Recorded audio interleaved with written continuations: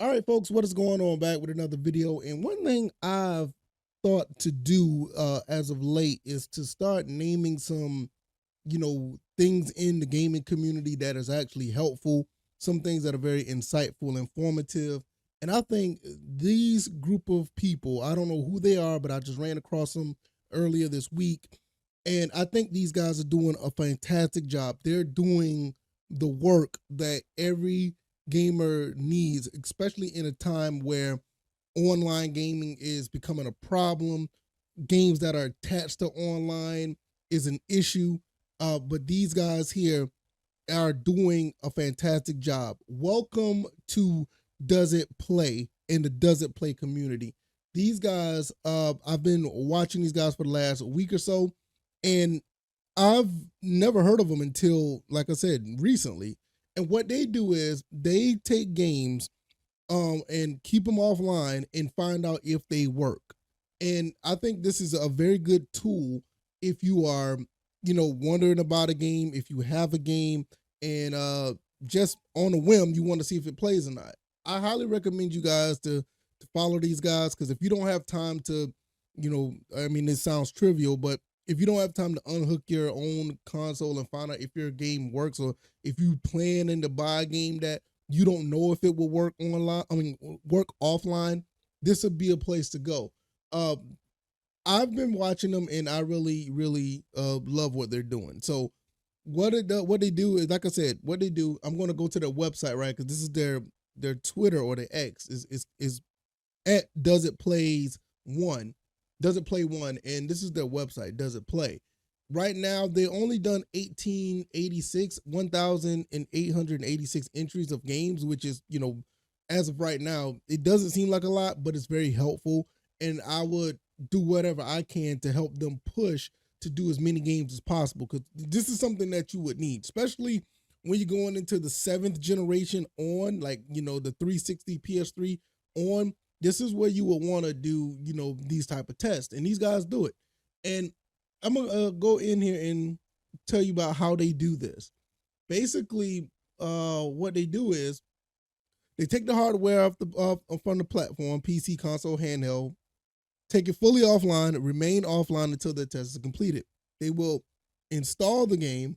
They'll use a local profile that's not been connected to any online services, which is that is absolutely a good job, like EA Origin, Bethesda, Battle.net.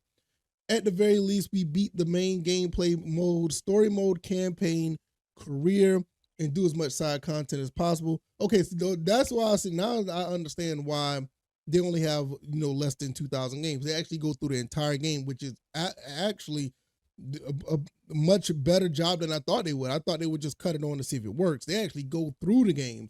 So this is really, really cool. They put the game under stress situations, under idling for a long time, alt tabbing multiple times, or creating a graphically demanding effects on the game on the screen at any time or at the time. So that they do this basically with PC games as well. So that's really cool. They note any bugs, missing content, mandatory downloads, glitches, mandatory logins, other forms of internet requirements in DRM. Note the region, or ESRB is for the US or North America. PEGI is for the European, and CERO is for the Japanese areas. Japanese Asia area. Standard Game of the Year editions, public. So they do use all those different types of revisions. Note the hardware platform: PC versus PlayStation versus Switch. Platform model: base PS4, PS4 Pro, PS5 backwards compatible, and in case the PC and the operating system. What do the classifications mean? Basically they take them along each rating. So they'll tell you if the game is offline or does it work offline. The game does, if it says yes, that means the game does not depend on any online check-ins, a permanent internet connection, or online accounts. Yes, the game is mainly off focused online, but it has some functionality, small offline campaign, offline bot matches, kind of similar to let's just say for instance like Tekken 8. Tekken 8 is an online game, but you do have small offline campaigns to play, just like I think what Arcade Battle, or just like in Tekken 7 where they had a treasure battle, same thing. The game is generally enjoyable offline, but with minor features require an online connection. Just like I said, like I said with Tekken, 8. It's not a knock on the game, but that's just what it is. And if it says no, you already know what no mean. That mean all game modes are online only. You know what I mean? Like Titanfall 1 was one of those games, and it requires a permanent internet connection for any reason.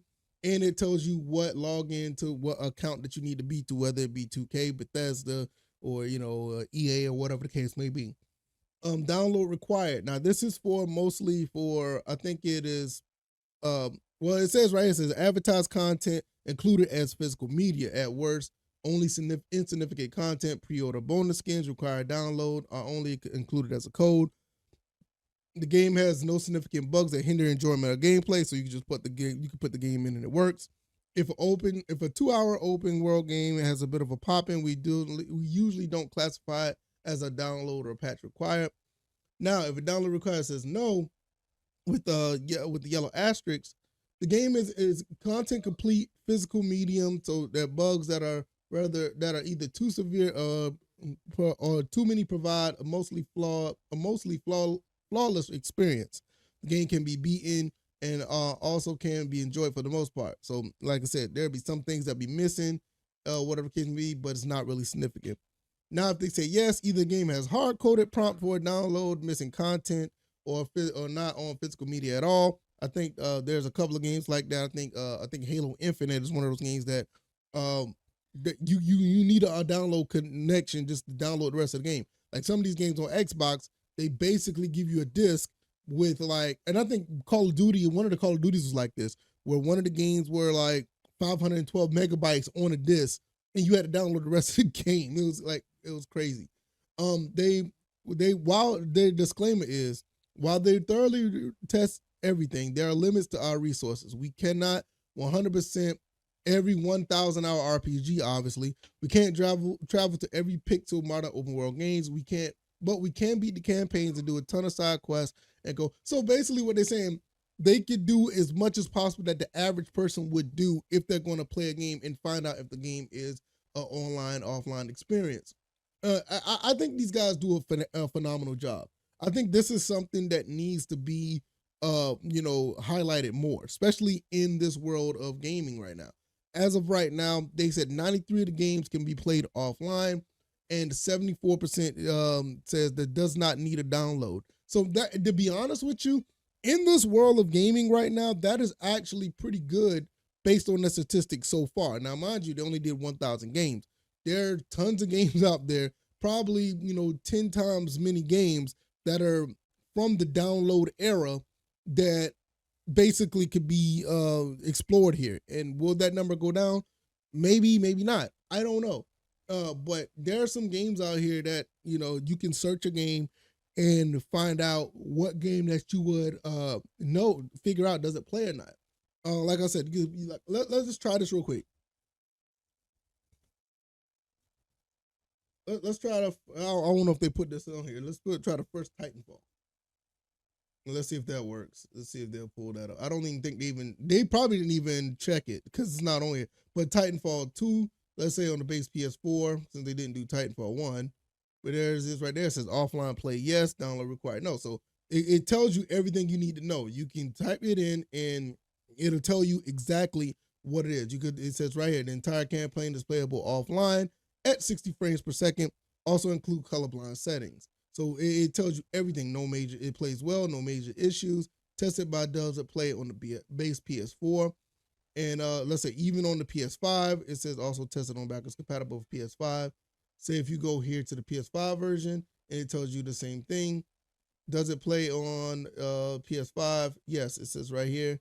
It's been tested, right here, no major issues. So this is just one of the games. And you could just, based on their database, and I think they did everything from, let me go back and see to make sure all the things that they've tested so far. You probably can't see this tab right here. I just clicked, but they've done everything from 3DS all the way, Xbox One, PC, Vita, all the PS1 through PS5 games. I ain't gonna say all of them, but they've tested games on those systems. Series X, Xbox One, Switch, Wii U, Xbox, and Xbox 360. Now, I would imagine if they did the Series X, they only did 17 entries, which is really interesting. I wonder what games that they've done on there. Let's go to the game list. And I don't want to hold you guys up any much longer, but you can even go to the game list right here. You don't have to actually type it in, but you could go through the games list and look. As of right now, they've done 1886. That's how many games that they've done. I wonder if they've done the order 1886. Probably have, but and then you can go up here and go through the regions and offline play and and actually you can click here and say what does not do online play.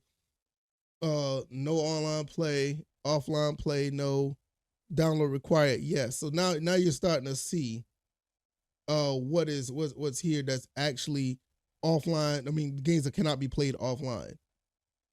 So this is a really good tool. I highly recommend you guys go here. It is doesitplay.org. I'll put the link down in the description. I don't know if you guys know anything about this, and but I highly recommend you guys check these guys out because they do a pretty good job. They do a pretty good job based on what they have. If you want to support them, they have a Patreon and all the other stuff. I will be honest with you. This is probably something I would support because of the information that's out there. I have all of these games and I could check them myself, but sometimes you just want to point and click and just actually check and see what works. And you can see like all of these games that don't work. Look at that, all the Call of Duties, they don't work. Vanguard, none of those work. As of right now, these are the games that don't work. From Modern Warfare, that was the second game that they picked up that they tried, all the way up to most of these games are like Call of Duty games. Wow, Crash Team Rumble does not work. That's interesting. Um, Uncharted Golden Abyss offline play. Well, Golden Abyss doesn't. That okay? That never mind. I'm not gonna ask. Gran Turismo 7 offline play does download required. So it just tells you. It tells you, you know, what works and what doesn't work. So I'll leave the links down if you guys want to check it out, and I will leave it there. So I'm gonna get up out of here, and y'all take it easy, and y'all be blessed. All right, y'all. I'm out. Peace.